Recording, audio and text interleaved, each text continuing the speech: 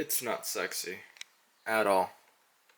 Trying to work towards your goals, it's not sexy. And it's painful because you're letting go of people like this. It's been a minute, I know. I have not been consistent with the vlog, and I haven't even picked up this camera to even show you any clips of what I've been up to.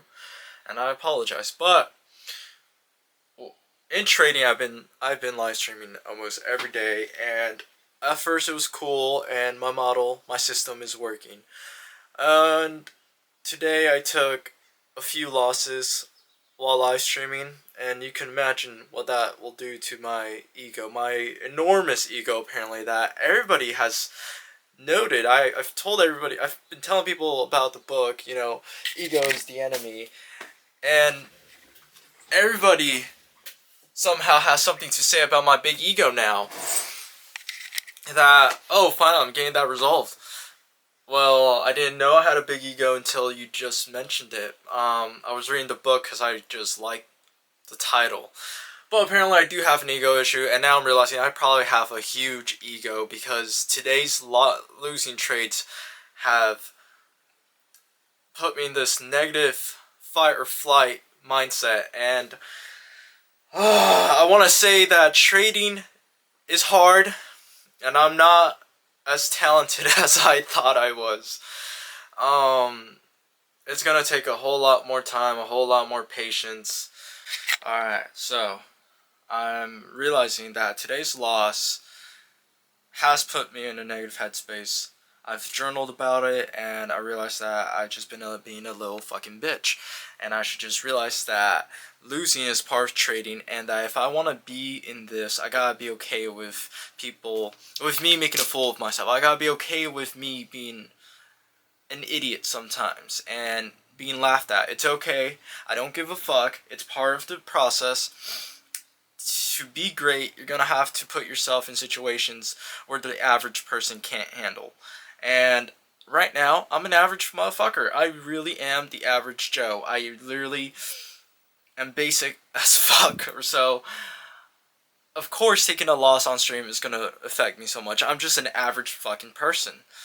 And to become on average, I have to endure those losses in front of people and say, you know what, yeah, I'm gonna show up tomorrow and take another loss in front of you, and I'm gonna come back the next day and take another fucking loss in front of you until I finally start winning. Cause you know why? Cause I don't want to be average. I don't want to be the average Joe. I want to be Bryan fucking Ramirez. With that being said, we're back in the drawing board. So we're analyzing why did we take those losses, where could we have improved, what did we not see, and where can this be resolved going into tomorrow's live stream. So that's my mindset. Or I'm thinking, do I need to take a pause at the moment? Do I need to take a pause and come back maybe Friday? Well, wait. Tomorrow's Friday. Fuck. No. Fine. I've been cussing. I've been angry. I've been scared. I've been anxious. And that's just the opposite of relying on Jesus. So I do this thing where I just spend 10 minutes in my room just talking to Jesus, and I just listen to him and his instructions, and I realize that all I have to do is put all my anxieties on him. I won't lie, after today's loss and feeling like shit, I started thinking of all the other traders who might feel like shit because they don't know what they're doing in the stock market. So in the next clip, I will be teaching my buy and sell programs. I've been learning how to trade for 4 years.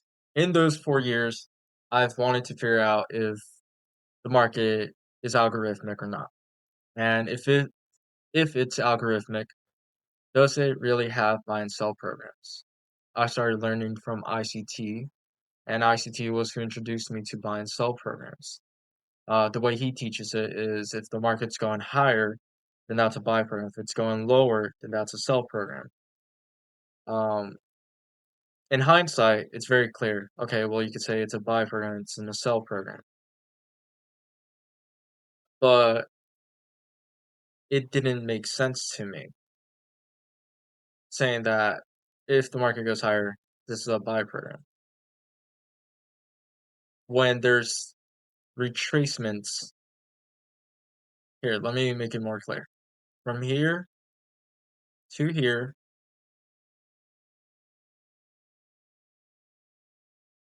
from here to here, we can say that this is a buy program, right? Yeah. What about this?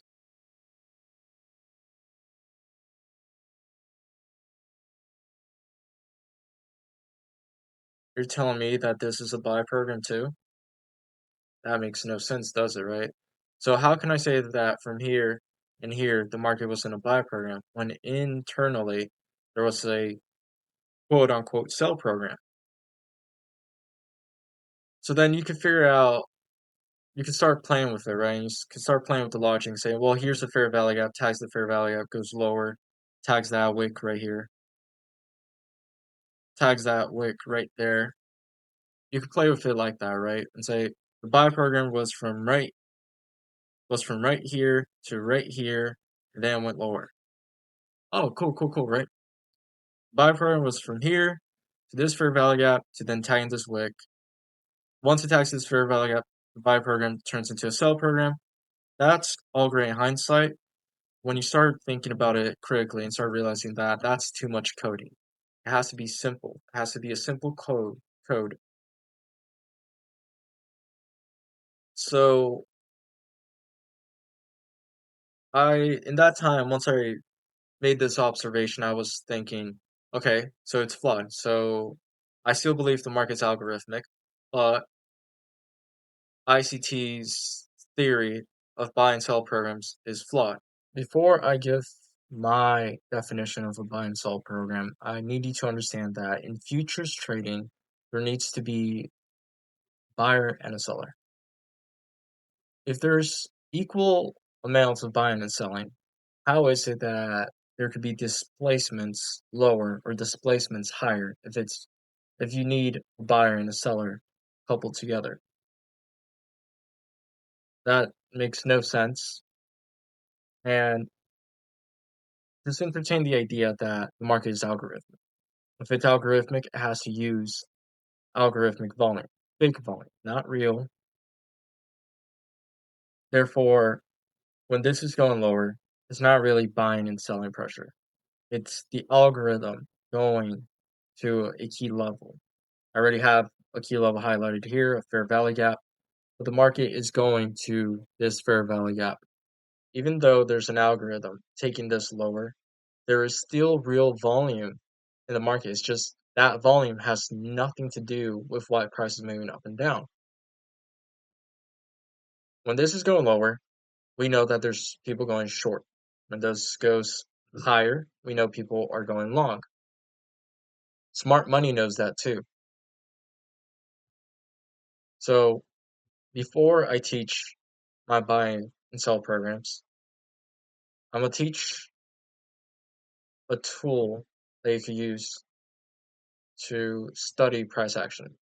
This is not a concept, it's just a tool to study price. Right here, this is an order block. It is an ICT bearish order block. Right here, it's an ICT fair value gap. When price goes lower, it's going lower for this fair value gap. As it's going lower, I could already see this order block before the fact. This order block I call a footprint. And this fair value gap is my draw.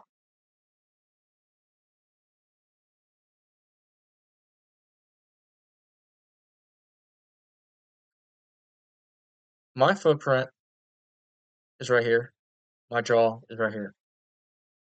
Price trades to this fair value gap. Now this order block, once this fair value gap is tagged, becomes my draw. Now this is just a study tool using footprints and draw.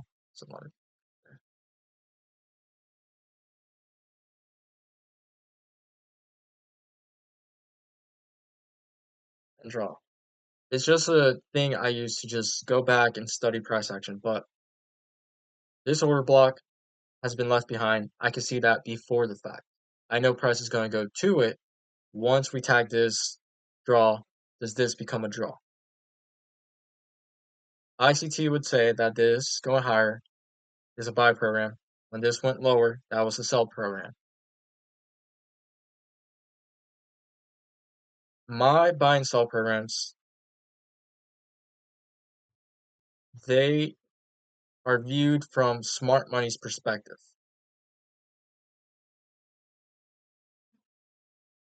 If the real volume that goes into market, real buyers and sellers are not moving this market.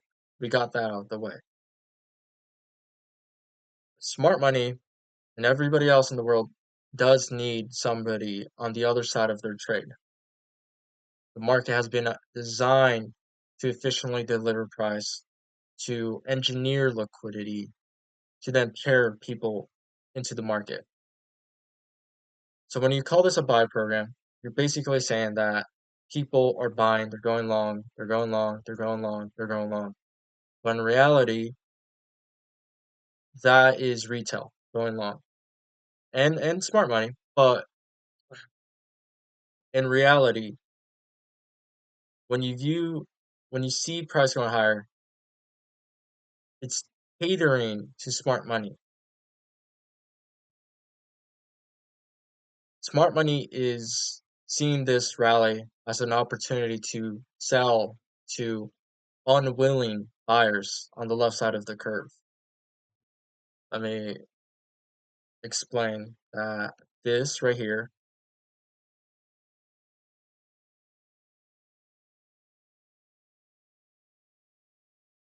is a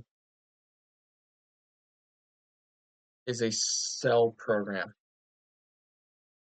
And in this sell program, there has to be engineered liquidity. The market has to engineer liquidity in this sell program. Now, what kind of liquidity do you think a sell program has to engineer? If they're selling, they need buy stops. So in this sell program, who's selling? Because it's not retail. Smart money is selling to unwilling buyers. So when price rallies higher, it's rallying for smart money. It's not rallying for you and I. It's rallying for smart money, and smart money is in buy. They're buying, but they're not focused on this as a opportunity to just buy. They're viewing it as a sell program. It's a sell program. It's them. It's going higher for them to start selling to the people on the left side of the curve who went short. And in my sell program, do I want to see the market engineer liquidity by going lower only for the sake of engineering more buy stops inside this? And then can it start going higher to the order block that it's meant to go to? So the order block, you already know it in advance. So you know price is in a sell program by this order block. It's going to be in a sell program right here. In this order block, what do you notice? It's green. That means that it was then up close. And up close is called a BISI, buy side imbalance, sell side inefficiency, according to ICT. That's an ICT concept. In here, there's an imbalance of buyers. We're going to the order block to pair smart money shorts with buy stops or willing buyers at this point for the market to then start going lower again. Now on this side,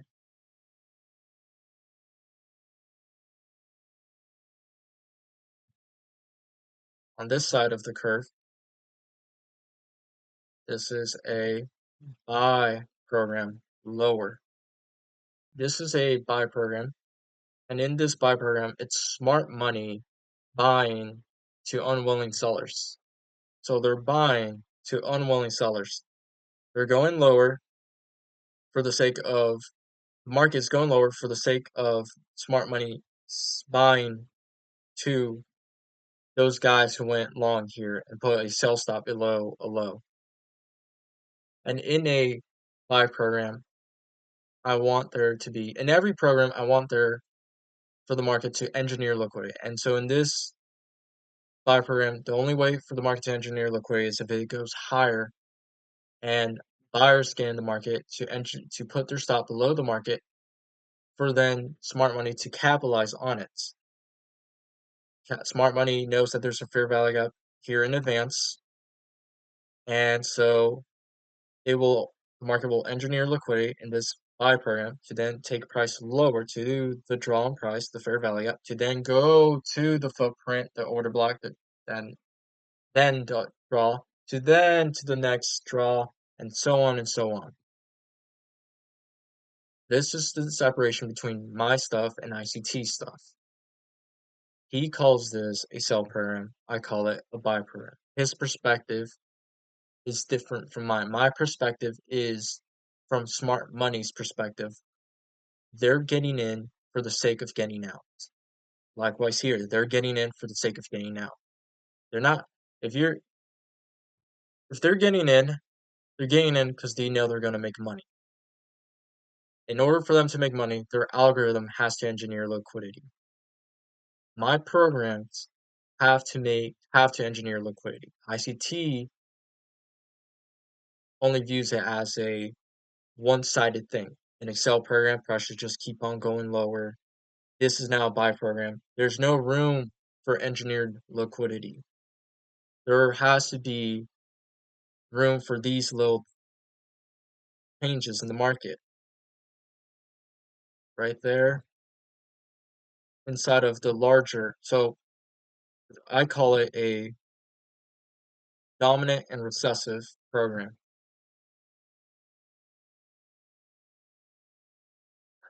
So this is a dominant buy program. This is a dominant sell program. Inside this dominant sell program,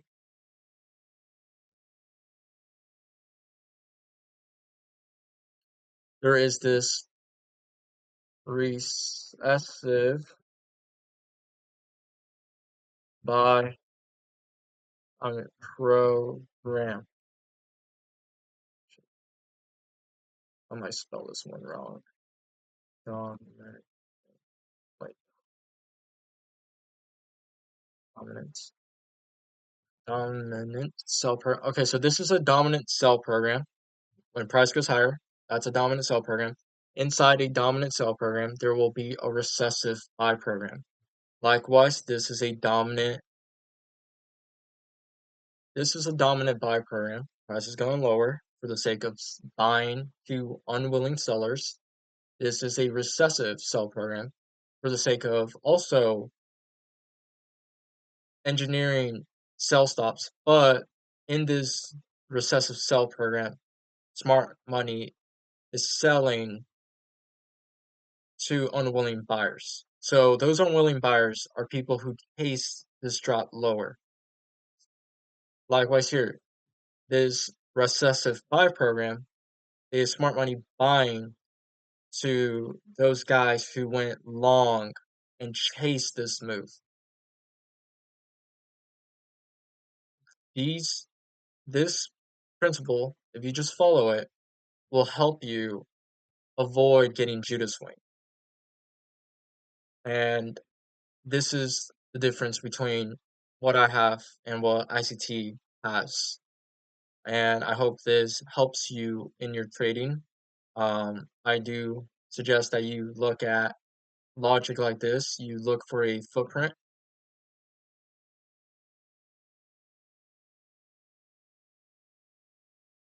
and a draw on price. Look for a footprint and a draw price. When price was going lower, this was my draw. As it was going lower, this is my footprint. I knew that. My footprint and draw on price will determine my buy and sell program. Let's test it. Let's do market replay.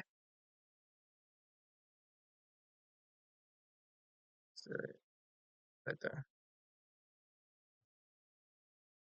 Okay, so price has gone lower. I see this as my footprint. This order block, this ICT order block is my footprint. Once price tags this is my draw. So even before the footprint is made, price has tagged a key level here. Okay, that was a draw, a prior draw. Price has tagged it. This was my footprint. Now it's my draw. So now what is price in a buy or a sell program? It is in a buy program. Why? Because once it tagged the key level, these there's still buyers who think it's going to go higher. There's always going to be some sell stop below this market. So smart money, the algorithm, their algorithm is going to take price lower for smart money to start buying from those sellers, those unwilling sellers. And once it tags a key level, we know this order block in advance. It's our footprint. Our footprint will be tagged, then our draw. So here's our footprint. Now we know that the market's going into a sell program. It's going higher. It's going to be a sell program for smart money because smart money is going to sell to everybody who went short here and put a buy stop above each high. And right here in this order block, this is a up close candle, meaning it's a ICT term, buy side imbalance, sell side inefficiency. That means that smart money is going to sell to willing buyers to then take price lower and so on, so on, so on. So this is my footprint turned into a draw. My draw and footprint will determine my buy or sell program. And now you know what a real buy and sell program is. Your real buy and sell program will want to engineer liquidity, not for you, not for me, but for smart money using footprints and draws and price. I do want to say that footprints and draws and price, like I said, it is a study tool. It's more of a study tool. If you practice it, you'll learn why. I have a concept that's better than draw and price. If you want to know what it is, comment down below and I'll teach it. Um, and hopefully this has helped you get a closer look at what a real buy and sell program is. And thank Jesus. Hopefully it helps you.